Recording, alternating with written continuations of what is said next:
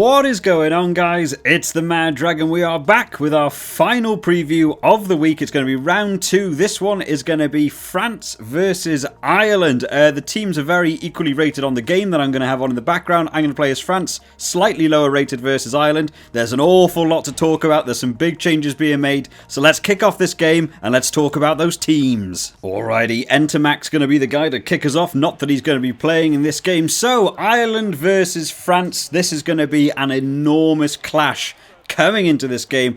Ireland, of course, had that game against Wales, which was the best performance I've seen from Ireland in so long. A lot of those Irish players made my team of the week. I thought they were really impressive, down to 14 men from so early in the game, managing to perform with that red card in hand, managing to compete at scrums, managing to actually really put the pressure on Wales. I'm a Wales supporter myself, but I genuinely was thinking that Ireland would still look like they were going to win that game all the way up until that Billy Burns kick at the end, which I think we all held our head in our hands. For anyone who's played rugby, we've all seen moments like that where you just want to cringe in pain at that it happened to him in that unfortunate time. But it did happen. It did mean they got that first loss, which was such a shame to them because they played so well.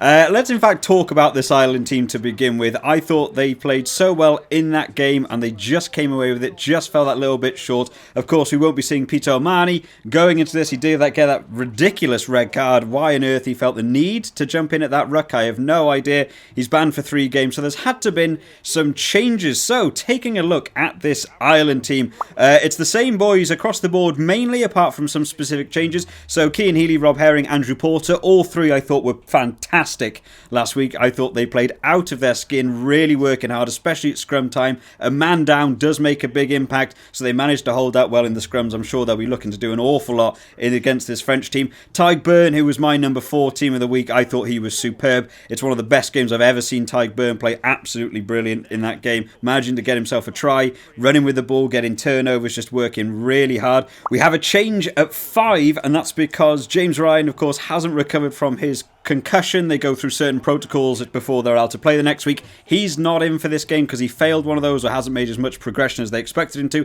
So Ian Henderson's coming in at 5, and I'm not sure if I've ever seen Ian Henderson play 5 starting. Anyway, normally, of course, James Ryan would take that shirt. But not only that, he's also taken the captaincy. Big touch shot for him. He's going to be trying to make the most of this. First time ever captaining Ireland. It's going to be interesting to see how he gets on. I do believe he captains Ulster, or at least used to captain Ulster, so he should know how to do good leadership, but it could be a big shake-up in that front pack, losing their main captain in the forwards, seeing if they can work with Henderson, but good luck to him seeing how that's going to go. Ruddock's coming in at number 6, of course. Peter O'Mahony's now going to be banned for a couple of games, so Ruddock's making his way into that number 6 shirt, so nice to see him in there. Of course, Josh van der Fleer and CJ Stander are always going to keep their shirts there. CJ Stander had an outstanding game. I'm sure he's going to be looking to do some more big work against this French team. So all in all, even though they've lost James Ryan and Peter O'Mahony, it's still a super strong team. That front row looking immensely strong. Tadhg Beirne's going to be a big player. CJ Stander's going to do an awful lot. I know Rhys Ruddock is also a good player, so I don't think losing Peter O'Mahony is going to be a massive disappointment to them. It was just such a shame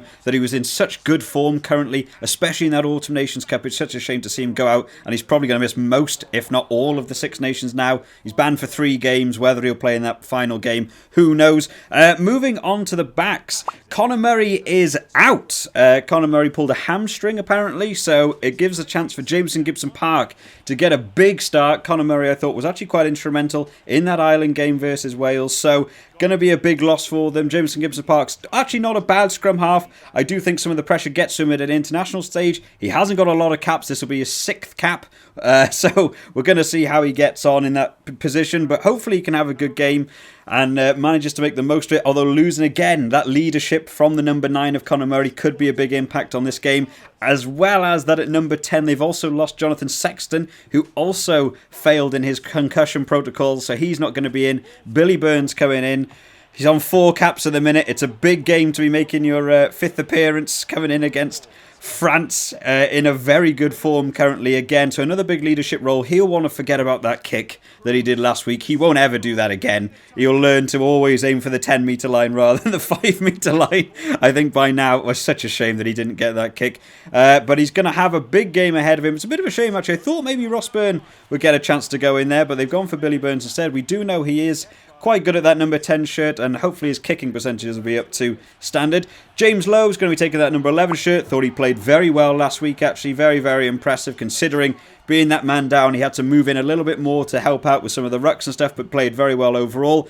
The centre partnership that worked so well last week, actually, Robbie Henscher and Gary Ringrose. Robbie Henscher was in my team of the week. I thought he played fantastically. Even after going off for a head injury assessment, came back on, carried on playing superb. And Gary Ringrose had a really good game, actually. Fantastic running lines. And impressed me defensively. Something that he hasn't done for a little while, Gary Ringrose, in terms of defence. But he is really stepping up. Really liking what he did in that game. So I think that centre partnership's working well for them. Keith Hills retains that 14 shirt. He actually played very well. Is he probably the most capped player? No, maybe not. I think Cian Healy's probably the most capped player on the team, but Keith Hills has surely got to be up there now. He's playing very well at the minute. He's actually retaining that 14 shirt. I feel Keenan, who's going to be in that 15 shirt again, could take that 14 shirt away from him. I feel Jordan Lama could take that 14 shirt away from him. So it shows the form that Keith Hills is currently on, managing to hold on to that shirt. So he's doing very, very well at the minute. And then, of course, finally, Keenan holding that 15 shirt, who played again superb in that Wales game. He was involved in so many rucks. A fullback should never be involved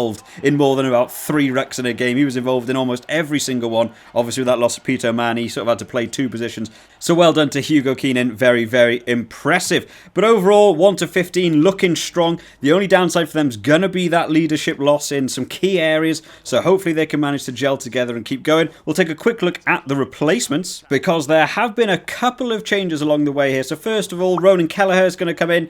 Going to be looking forward to seeing him. Ed Burns in there as well. Tyg Furlong, who actually did very well coming on from the bench last week. Was quite impressed by him.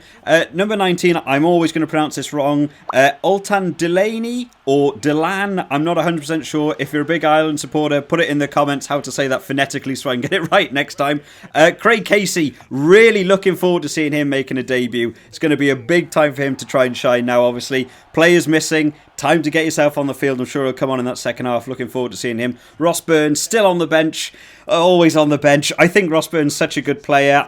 You could argue who was better out of Ross Burn and Billy Burns, but I think Ross Burn is such a safe pair of hands to have in that fly half. I'm sure he'll come on in that second half and will do good work, but I would really have loved to have seen him making that start. Unfortunately, he just never seems to get that step up. And then finally, Jordan Lama in there, a player I rate immensely highly. Think he's superb in that backfield. Such a dangerous counter runner and an absolute cannon of a leg. So again, he's going to be a big threat coming on in that second half, especially when players are quite tired. But overall, a very strong Ireland team. Like I've said a couple of times now, the leadership is where I think it's going to go potentially sideways for them. In that Wales game, they were a man down. They had to play the whole game. 14 men, people had to fill in positions. They had players joining scrums where they didn't belong. You had to have players that wouldn't normally be involved in rucks having to get in there. They had to work so hard, and I think they performed so well in that Wales team. And it was just down, I think, to the motivation of the players and the captains, driving them on, telling them the game isn't over just because we got a red card, and they played and could have arguably won. Had that kick got in, had there been a driving maul, there could have been a try. Ireland could have taken that game, and it was just taken away from them with that shameful kick really for Billy Burns, but he'll surely improve in this game. So it's just going to be down to me whether or not leadership can hold this team together now going against France. France are in quite good form, so hopefully they will be able to hold out against it. We've mentioned France, which means of course we will move on to talk about the French team.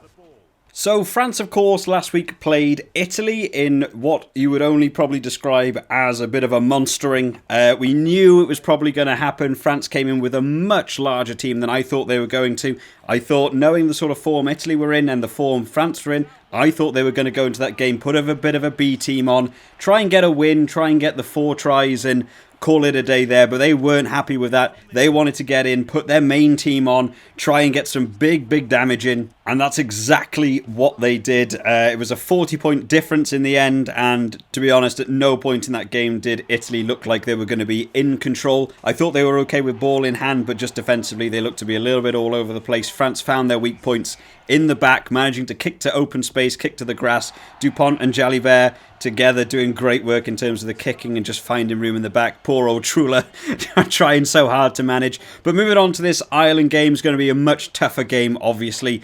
Ireland improved so much in that Wales game that they're going to be a big threat, potentially for the championship. They're still in with a chance of winning if they can win the rest of their games, really. So France won't be, half-arsing going into this. They've put on their big team again. Let's check out the forwards. There isn't a great deal of changes in this team. There's only a couple. So, of course, the front row is going to be exactly the same. Bayer Marchand had good games. And then in the locks, Bernard Leroux and Paul Willemse, who will be doing very well in the lineouts. Two very big boys. Looking forward to seeing them. Got Jelonch coming in, who I thought was actually okay in the Autumn Nations Cup. I don't think there was too many points where he was a standout player, but sometimes that can just be down to you're doing your job absolutely correctly and you don't do anything standout. That's perfectly fine. I did think that originally Woki was named for the team. I'm not sure if he was out with an injury or whether he was sort of culled in the team chop list that happened, so I'm not sure what happened to Woki. Maybe I would have liked to see him there. Jelonch I've got to see a lot more playing at 8, but obviously, of course, Aldrit is doing still good work at that number 8 shirt, so he's managed to retain it.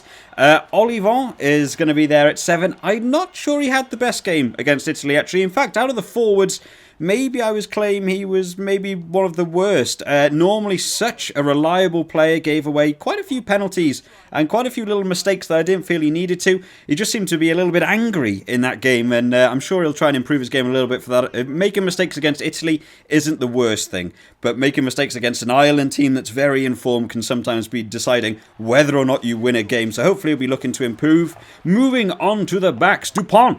I mean, did anyone not pick Dupont in their team of the week? I don't know. I think he did so well. In fact, no, I think I saw one person say all 15 players should have been Scotland players, which meant someone actually picked Ali Price over Dupont, which I find extraordinary. But there we go. Everyone's open to their own opinion. So, Antoine Dupont, of course, will be doing big work in this team, so it's going to be interesting to see how he gets on. Obviously, we got to see how well he did against Italy, setting up tries, scoring his own tries, finding space, just absolutely everywhere. There's a reason he's sort of the man of the tournament at the minute. Jalibert had a great game as well, just reliable kicking, getting those percentage kicks in, making sure you're not doing any stupid mistakes. He actually did a couple of line breaks himself. I thought he was very impressive, so that 9-10 is just pretty much set now. I'm sure a lot of French supporters would love to have Ntamack, but you've got to say, with Ntamack out, Jalibert is definitely not letting the team down. He's stepped up a lot. He's doing very, very well. 11, they're going to retain Villiers. I don't think we got to see a lot of Villiers last week. I don't think he needs one of these players that needs a bit of room to work. And once he gets going, he's very hard to stop.